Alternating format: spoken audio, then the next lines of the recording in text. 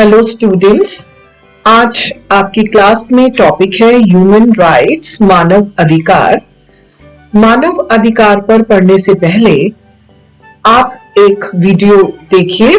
ये video human rights के, मानव अधिकार के कॉन्सेप्ट को क्लियर करेगा। Thank you.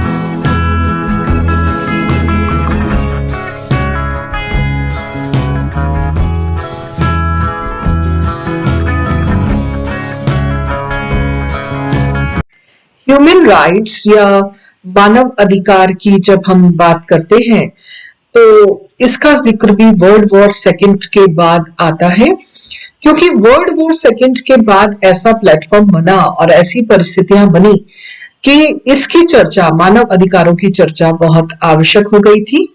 1948 में यूएनओ ने भी इसको लागू किया है, लेकिन हम ये नहीं कह सकते कि केवल यूएनओ या उन परिस्थितियों में ही मानव अधिकारों के बारे में सोचा गया।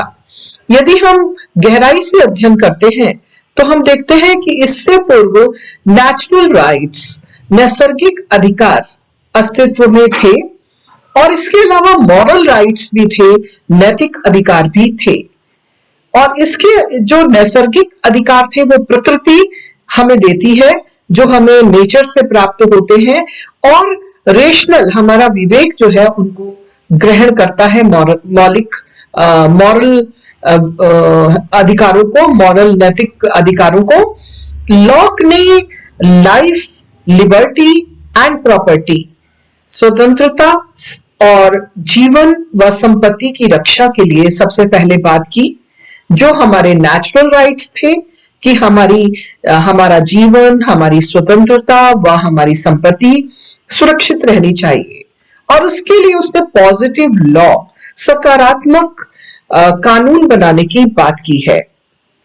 प्राकृतिक कानून और प्राकृतिक अधिकार हमें प्रकृति प्रदान करती है, नेचर प्रदान करती है, क्योंकि हमें प्रकृति बहुत सारे अवसर व बहुत सारे संसाधन नेचुरली देती है।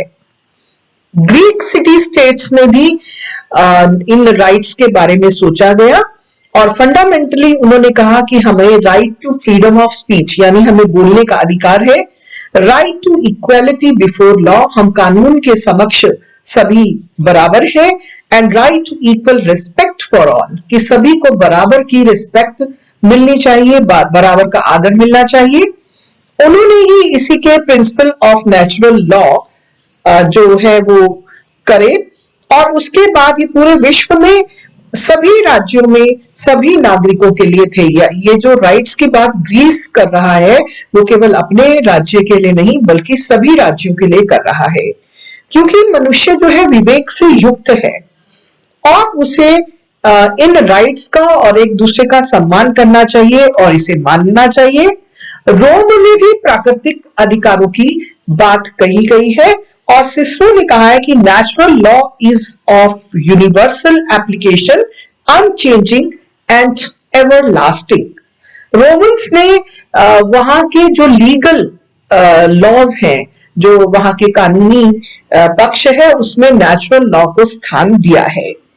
भारत में भी संस्कृति में अधिकारों की रक्षा के लिए ईश्वर को बार बार अवतरित होना पड़ा था, यानी जब जब मानव के अधिकारों की अवहेलना हुई थी तो ऐसा माना जाता है कि भारतीय संस्कृति में ईश्वर अवतरित होते हैं और मनुष्यों के अधिकारों की रक्षा करते हैं।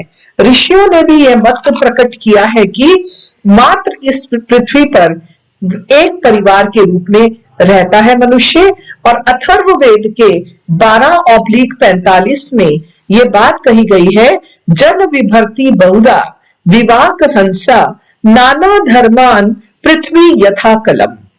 वेदों में वर्णन है, ओम सहना ववतु सहनो भुनक्तु, व मानवाधिकार संरक्षण की बात की जाती है। सर्वे भवन्तु सुखिना सर्वे सन्तु निरामया सर्वे भद्राणि पश्यन्तु मां कश्चित् दुख भाग भवेत्, यानी सभी के कल्याण की बात भारत में भी वेद काल से की जा रही है, जिसे ऋषि मुनियों ने व्यक्त किया है। और इसमें जो है मानव अधिकार संरक्षण स्वतः ही आत्म 16वीं और 17वीं शताब्दी में पॉलिटिकल थिंकर्स हॉब्स, लॉक और रूसो ने नेचुरल राइट्स की बात की है। वहां उन्होंने जो अपनी फिलॉसफी में कॉन्ट्रैक्चुअल थ्योरीज दी हैं, उससे भी आगे ह्यूमन राइट्स की यात्रा जाती है, मानव अधिकार आगे बढ़ते हैं, और मानव अधिकारों की इसी श्रृंखला में जब ये आगे बढ़ जाते हैं तो अमेरिका और फ्रांस में क्रांति होती है। इससे पूर्व इसी बीच हम इंग्लैंड की रिवॉल्यूशन को भी देखते हैं। तो जितनी भी मुख्य रिवॉल्यूशंस हुई हैं, चाहे वो इंग्लैंड की हो, चाहे अमेरिका की हो, चाहे फ्रांस की हो, उसमें भी ह्यूमन राइट्स को आगे बढ़ाने में सहायता की है।